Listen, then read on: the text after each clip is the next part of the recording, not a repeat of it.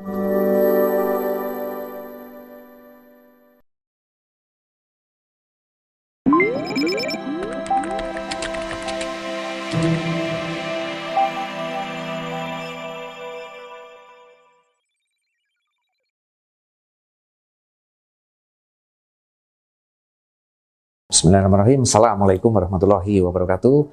Salam sejahtera untuk kita semuanya. Salam jumpa mahasiswa dimanapun Anda berada. Kita berjumpa kembali dengan saya, Heri Indra Gunawan.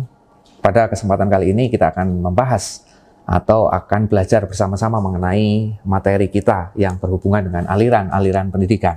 Jika kita membahas mengenai aliran-aliran pendidikan, ya aliran-aliran pendidikan di sinilah yang akan memberikan warna terhadap prosesi pembelajaran yang dilakukan oleh seorang guru, begitu. Guru akan memberikan treatment tertentu, ya tentunya berdasarkan atas aliran-aliran pendidikan yang dianutnya, sehingga akan menghasilkan suatu output pendidikan yang mengarah kepada bagaimana ketercapaian tujuan pendidikan dengan maksimal. Nah, sebelum kita lanjutkan mengenai materi mengenai aliran-aliran pendidikan di sini, saya ingin memberikan apa saja sih sebenarnya tujuan pembelajaran setelah kita bersama-sama mempelajari mengenai aliran-aliran pendidikan di sini. Ada 3 tujuan pembelajaran yang harapannya akan kita capai secara maksimal.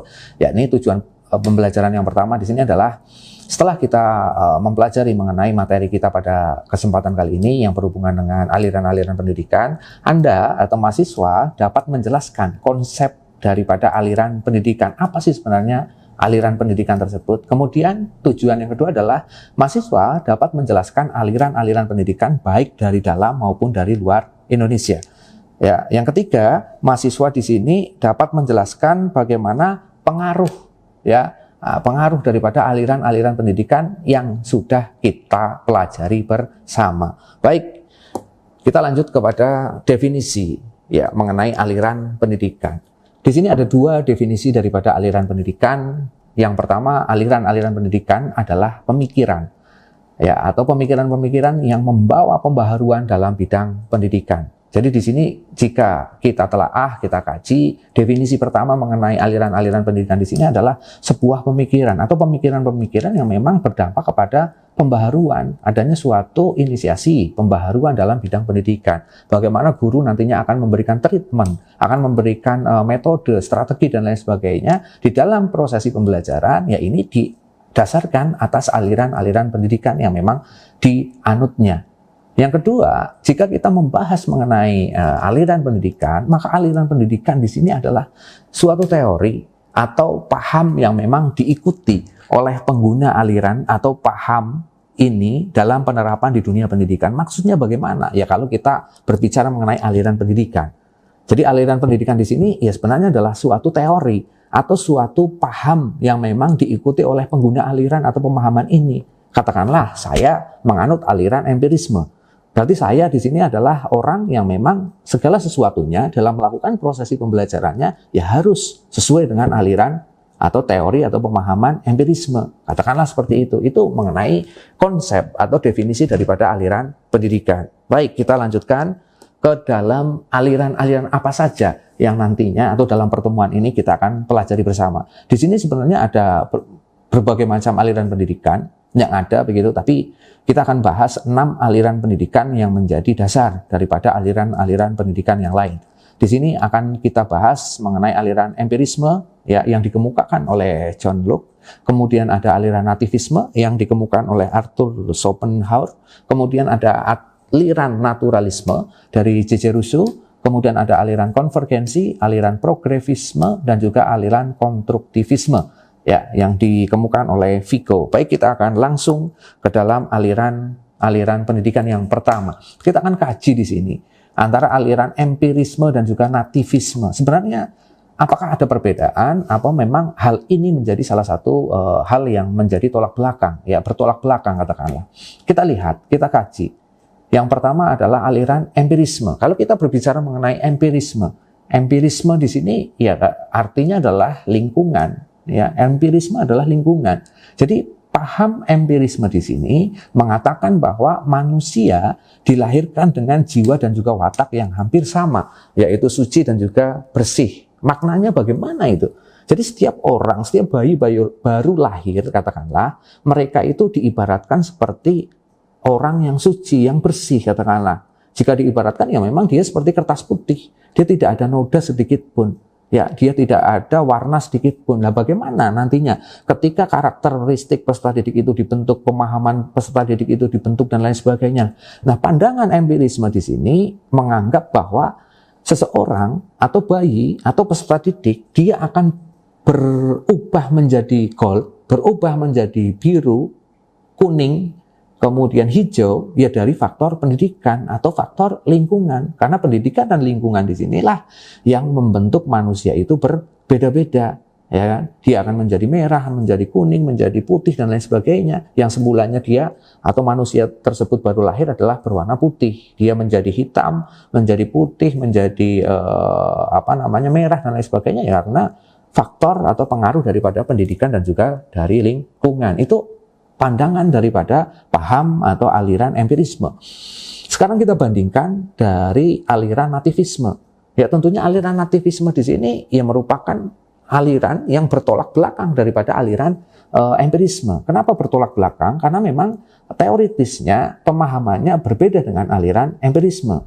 Ya, kita lihat di sini. Kalau misalkan nativisme, jadi aliran atau paham nativisme di sini menganggap bahwa sejak lahir anak telah memiliki atau membawa sifat dan juga dasar-dasar tertentu. Ya, ada faktor bawaan dan juga ada faktor keturunan. Dalam arti di sini adalah faktor genetik yang menyebabkan peserta didik atau anak yang baru lahir tersebut, mereka sebenarnya sudah memiliki pemahaman, pengetahuan, bakat, ya, dan lain sebagainya yang memang itu merupakan bawaan daripada orang tuanya.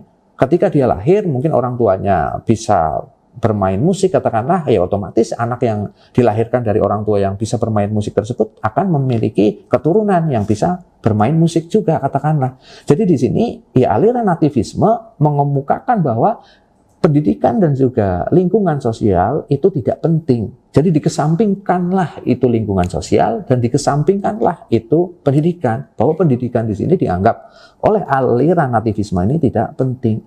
Maka aliran nativisme di sini dianggap sebagai aliran pesimisme pendidikan. Berbeda dengan aliran empirisme yang dianggap sebagai aliran positivisme di dalam pendidikan. Katakanlah seperti itu. Itu kedua aliran pendidikan yang pertama begitu. Kita akan lihat, akan bandingkan juga aliran pendidikan yang berikutnya. Ada aliran naturalisme dan juga aliran konvergensi. Ya, naturalisme atau nature, alam, ya ini hampir sama sebenarnya dengan konsep nativisme. Ya, atau bisa dikatakan pesimisme pendidikan. Kenapa demikian? Karena memang segala sesuatu adalah baik ketika dia baru keluar daripada alam. Dan segala sesuatu menjadi jelek ketika ia sudah berada di tangan manusia. Ketika ada campur tangan dari manusia, maka anak tersebut akan menjadi seorang anak yang jelek, katakanlah. Jelek dalam arti di sini adalah pemahamannya, ya, kemudian kecerdasannya, karakteristiknya, keterampilan dan lain sebagainya. Kenapa demikian, katakanlah? Ya memang harusnya dalam pemahaman naturalisme di sini, ya biarkan alam yang nantinya akan memberikan pemahaman, pengetahuan, kecerdasan, dan lain sebagainya. Manusia tidak usah ikut campur dalam membentuk karakteristik, membentuk pemahaman, kecerdasan daripada manusia, katakanlah seperti itu. Nah, di sini kita akan melihat bahwa kekuatan alam akan mengajarkan kebaikan yang terlahir secara alamiah sejak kelahiran anak tersebut. Ya, ini jelas. Jika anak tersebut melakukan kesalahan, maka secara otomatis alam yang akan menghukumnya. Sebagai contoh seperti ini, ketika anak bermain pisau, katakanlah. Nah, mungkin paham atau aliran empirisme, dia pasti akan memberitahukan kepada anak tersebut, kamu jangan bermain pisau, karena nanti pisau itu tajam, akan melukai kamu, tangan kamu akan berdarah. Itu aliran empirisme. Berbeda dengan aliran naturalisme. Karena alam yang di sini akan menghukumnya. Jadi ketika anak tersebut bermain pisau, ya tidak ada omongan sebelumnya, dibiarkan saja mengalir apa adanya. Ketika dia tergores oleh pisau tersebut, nanti pemahamannya akan terbentuk sendiri. Oh, bahwa pisau ini tajam. Oh, bahwa pisau ini nggak boleh untuk main-main dan lain sebagainya. Jadi alam sendiri yang akan mengajarkan pemahaman, mengajarkan konsep tentang sesuatu kepada seorang anak. Itu paham daripada naturalisme di sini. Sekarang kita bandingkan dengan aliran konvergensi. Aliran konvergensi di sini merupakan aliran yang memang gabungan dari aliran empirisme yang peduli terhadap pendidikan dan juga aliran nativisme yang mengesampingkan pendidikan itu tadi. Nah, di sini bahwa aliran konvergensi, lingkungan dan pembawaan itu sama-sama pentingnya. Jika kita lihat bahwa perkembangan pribadi sesungguhnya hasil proses antara potensi hereditas internal dan juga lingkungan serta pendidikan eksternalnya. Maksudnya bagaimana di sini? Ya, ketika seorang anak itu sudah memiliki potensi untuk menjadi sesuatu, katakanlah, dia sudah memiliki keterampilan kesenian, linguistik, matematik dan lain sebagainya, itu akan lebih sempurna lagi ketika ada peran daripada alam di sini, ya. Atau lingkungan pendidikan di sini akan lebih sempurna lagi pemahaman yang memang sudah dibawa sejak dia lahir, ya. Jadi keterampilan, kecerdasan dan lain sebagainya akan lebih sempurna lagi. Nah, ini menurut aliran konvergensi, ada campur tangan dari genetik, ya, atau hereditas, dan juga campur tangan daripada lingkungan atau dunia pendidikan di dalam mengkonsep pemahaman masing-masing peserta didik. Kita akan melihat lagi. Di sini ada aliran progresivisme dan juga aliran konstruktivisme. Kalau kita berbicara mengenai progresivisme di sini, ya progresivisme di sini adalah lebih condong kepada artinya ke depan, katakanlah. Jika kita telaah aliran progresivisme di sini menganggap bahwa manusia memiliki kemampuan yang wajar serta mengatasi masalah-masalah. Peserta memiliki akal dan juga kecerdasan dan juga berkembang secara dinamis. Jadi manusia di sini pemahamannya akan terbentuk secara dinamis atau berkembang tentunya. Karena seiring dengan adanya masalah-masalah yang mereka hadapi, ya akhirnya ke depannya mereka akan mampu di dalam membentuk suatu kecerdasan, pengetahuan, pengalaman dan lain sebagainya tentu akan bertambah daripada masalah-masalah yang memang telah mereka hadapi, telah mereka lalui. Ya, jadi ke depan ini akan semakin baik. Itu aliran progresivisme. Kita bandingkan dengan aliran konstruktivisme. Aliran konstruktivisme di sini menganggap bahwa pengetahuan merupakan interaksi kontinu antara peserta didik dengan lingkungannya. Pengetahuan bersumber dari pengalaman panca inderanya. Maksudnya bagaimana di sini aliran konstruktivisme di sini? Kalau kita berbicara mengenai aliran konstruktivisme di sini ya lebih pada menekankan masa lalu begitu. Lebih menekankan pada masa lalu, apa yang mereka dengar, apa yang mereka rasakan, apa yang mereka lihat dari panca inderanya yang mereka alami, ya itulah yang akan menjadi dasar pengetahuan, pengalaman, keterampilan yang manusia tersebut miliki, katakanlah.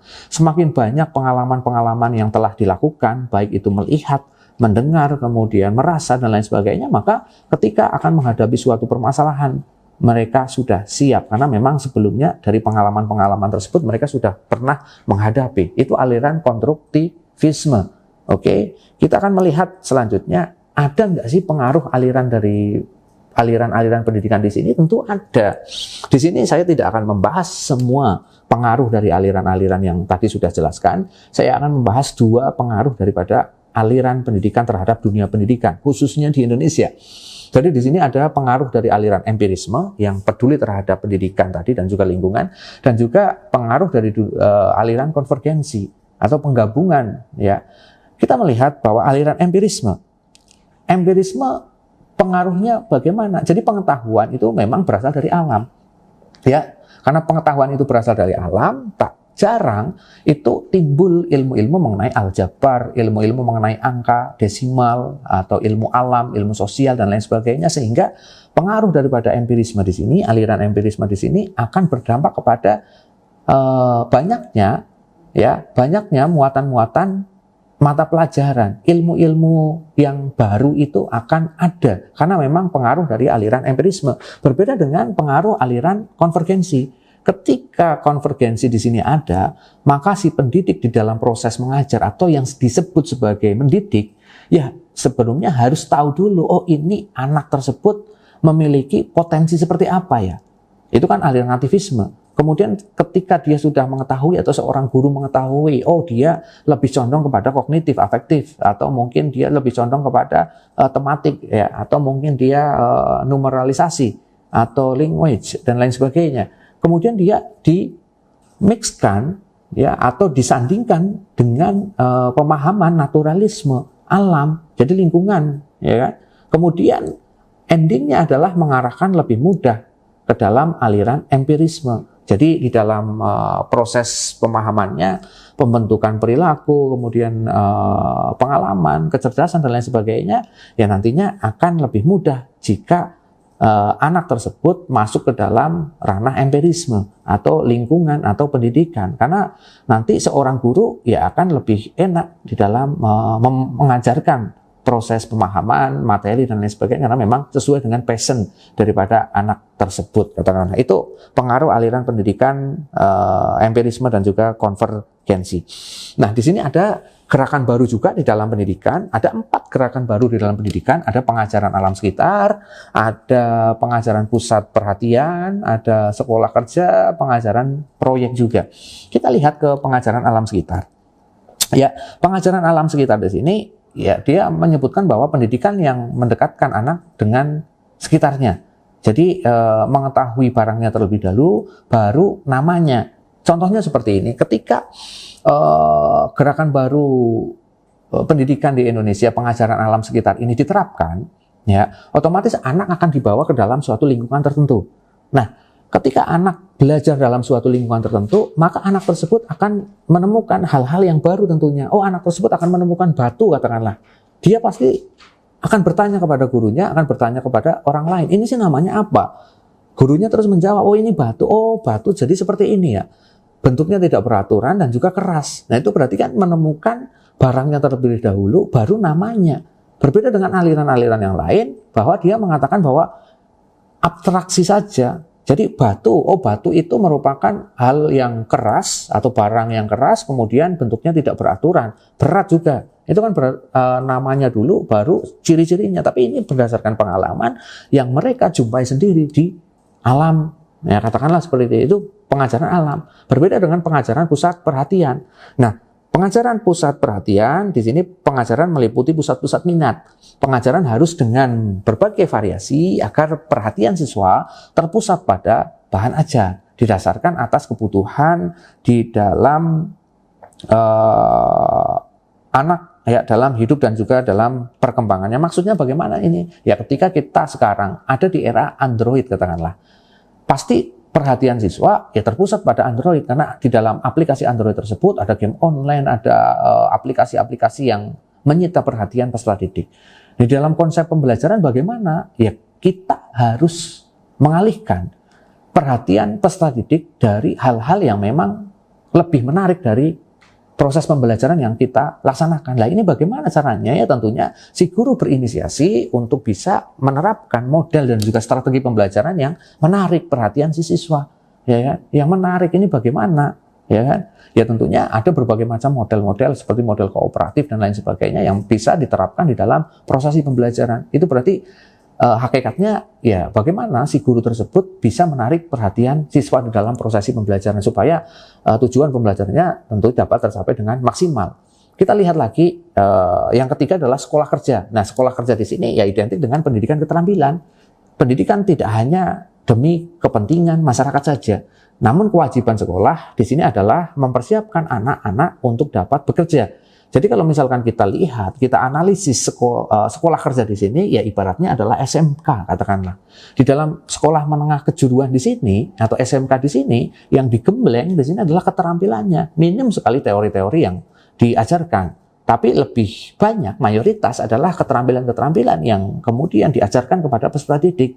Ini berarti suatu proses pendidikan yang memang menyiapkan peserta didiknya ketika dia telah lulus menempuh jenjang menengah, yakni SMK tadi, dia udah siap untuk bekerja, terjun ke dunia pekerjaan. Itu namanya sekolah kerja, ya kan? Kemudian kita bergeser lagi ke pengajaran proyek, ya. Di sini ada memberikan kebebasan pada anak untuk menentukan pilihan, merancang dan juga memimpinnya. Siswa didorong untuk aktif, anak terdorong untuk memecahkan masalah, ya kemudian dikerjakan secara gotong royong, ya atau project based learning. Nah ini semuanya di dalam pengajaran proyek ini sebenarnya sudah dilakukan di dalam kurikulum 2013, di mana dalam prosesi pembelajarannya tentunya siswanya disuruh untuk memecahkan masalah, tentunya dikerjakan dengan prinsip gotong royong. Ya kan, kemudian dia akan mengkonstruksi pengetahuan mereka sendiri dari hasil musyawarah atau hasil temuan-temuan yang telah mereka dapatkan dari apa yang mereka kerjakan. Ini sebenarnya sudah diterapkan di dalam kurikulum 2013 mengenai pengajaran proyek begitu. Baik, kita next lagi ke dalam pengaruh gerakan baru terhadap dunia pendidikan di Indonesia. Apa sih pengaruhnya? Di sini ada 6 pengaruh. Yang pertama adalah sekolah alam. Sekolah alam di sini ya karena ada sekolah alam banyak sekali. Ya sekolah alam cirinya adalah mereka mendapatkan segala sesuatunya dari alam sekitar, katakanlah. Konsep-konsep, teori-teori dan lain sebagainya mereka dapatkan dari alam. Ada juga yang kedua adalah pendidikan alam terbuka. Nah, pendidikan alam terbuka di sini ya seperti ekstrakurikuler pramuka. Ini kan berarti konsep dan lain sebagainya ya dari ekstrakurikuler alam terbuka katakanlah. Kemudian ketiga, kurikulum muatan lokal. Nah, kalau kita berbicara mengenai kurikulum muatan lokal di sini, berarti identik dengan wilayah-wilayah yang ada di dalam suatu daerah. Maksudnya bagaimana? Ketika ada suatu daerah tersebut, wilayahnya berpotensi untuk ada ukir-ukiran, kemudian berpotensi juga ada batik katakanlah, maka kurikulumnya pasti akan membuka jurusan batik, membuka jurusan ukir-ukiran, karena memang di suatu wilayah tersebut ya potensinya ada. Gitu, potensi ukir-ukiran, potensi batik dan lain sebagainya, akhirnya menjadikan kurikulum muatan lokal. Begitu juga sekolah menengah kejuruan, ini sama SMK, saya rasa banyak sekali kita temukan di sekitar kita. Kemudian kelima ada pembelajaran berbasis proyek dan juga keenam model pembelajaran aktif kurikulum 2013. Ini juga kita sudah mengalaminya secara langsung di antara poin kelima dan juga poin keenam. Nah, kita lihat di sini ada aliran pendidikan yang memang diadopsi di Indonesia. Ada 2 aliran pendidikan yang memang diadopsi di Indonesia. Yang pertama adalah perguruan taman siswa. Tentunya perguruan taman siswa ini ya didasari oleh pemikiran dari Ki Hajar Dewantara tahun 1921. Munculnya perguruan taman siswa ini karena memang didasarkan atas ketidakpastian ya terhadap sistem pendidikan yang dibawa oleh pemerintah kolonialisme Belanda. Mereka secara otomatis ya menjadikan bangsa Indonesia sebagai budak terhadap kolonial, merugikan rakyat Indonesia dan lain sebagainya. Atas dasar itulah kemudian lahir perguruan taman siswa ini. Kemudian perguruan taman siswa ini bercorakkan atas nilai-nilai luhur bangsa Indonesia, atas budaya-budaya lokal bangsa Indonesia, ya kan? Identik dengan budaya lokal. Ya, bagaimana itu budaya lokal di sini? Ya tentu saja di sini yang terkenal adalah sistem amongnya. Bagaimana sistem amongnya itu? Ya, ing ngarso sung tulodo, ing matyo mangun karso, tutuwuri handayani. Artinya adalah di depan dia memberikan contoh, di tengah dia memberikan semangat, di belakang dia memberikan dorongan katakanlah. Yaitu perguruan taman siswa. Beda lagi dengan INS Kayu Tanam. Ini didirikan oleh M. Syafi'i ya di Sumatera Barat. M. Syafi'i ini lebih mendekatkan pada 3 hal pokok yang dapat dikembangkan dalam mendidik, yaitu melihat 45%, mendengar 25%, bergerak 35%. Jadi kalau misalkan si anak tersebut melihat saja, ya ini menurut pemahaman INS Kayu Tanam, maka ketika melihat saja tidak ada melakukan suatu tindakan katakanlah, ya tidak berdaya katakanlah. Begitu juga dengan mendengar. Ya hanya mendengar saja di sini ya hanya dapat meniru tanpa adanya suatu kesadaran. Maka INS Kayu Tanam di sini ada 3 slogan yang membesar kemudian, yakni belajar, bekerja dan juga berbuat. Itu merupakan konsep-konsep yang memang diadopsi oleh aliran-aliran pendidikan yang ada di Indonesia. Baik, itu saja terkait dengan aliran-aliran pendidikan yang sudah kita bahas secara bersama. Semoga apa yang saya sampaikan di sini dapat menginspirasi teman-teman semuanya. Begitu saja saya akhiri. Assalamualaikum warahmatullahi wabarakatuh.